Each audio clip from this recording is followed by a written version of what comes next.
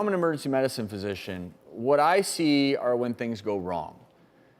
You don't see that. And that's, I feel for you. There's a small part of me that's like, Kim, I get it. You're a mother of 4 and you want to take things into your own hands, and I get that. But when you don't have to deal with the complications, I think it changes your perception a little bit. It's a little more fun, quite frankly. It's not fun when you're on the other side of it. And I just want to let you know, I think that's where Julie's coming from. I don't think she's attacking you at all.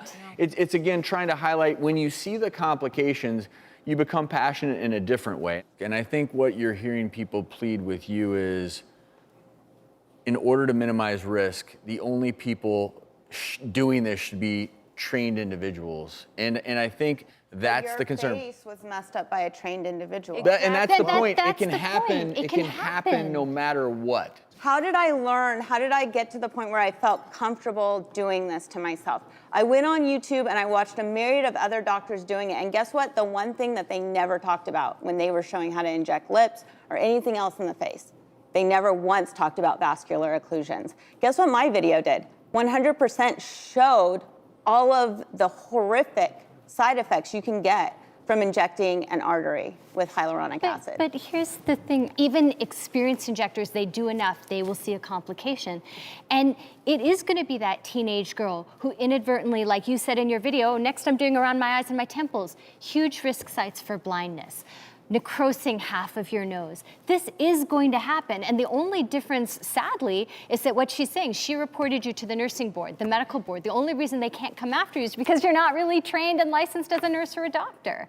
But any one of us, we would have been prosecuted at this point. So you're operating in this gray zone without liability. The doctors who are online doing these videos, just like you, to get more subscribers and more likes, should take down those videos. I don't post any public training videos. I think that shouldn't be the case. I'm sure Julie doesn't as well. Well, actually, I need to play devil's advocate because, Julie, you do post a lot of training videos. And are you gonna change your ways now? Because you know these DIYers are looking at your videos and they're learning from people like you. Well, I'm just gonna say, I don't think you've ever seen any of my videos because my videos are solidly around safety and about injection techniques that are safer. And I say disclaimers, do not do this at home.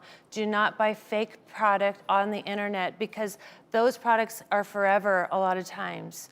And you can't get rid of them. If you are doing amazing safety videos, then put them on YouTube and on Google so that they're more searchable. Instagram is not a good place for them because they're not searchable. I just want to know, do you have any fear that what you're purchasing is counterfeit?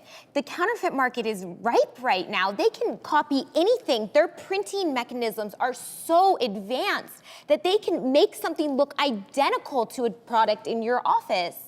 Is there any fear? Certainly, there's always that concern, right? Like, because there's no way of vetting it honestly, truly.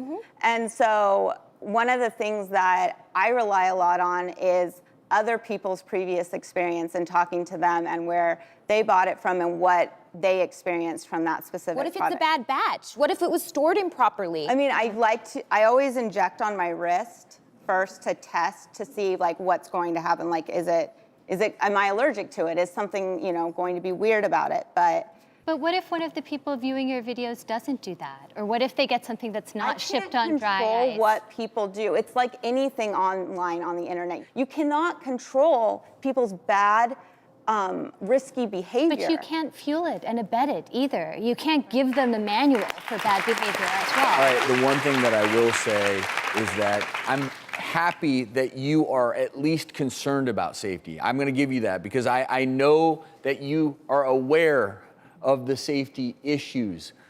But the reality is, as we've talked about throughout this show, you can't really understand the complications until you've had to take care of them.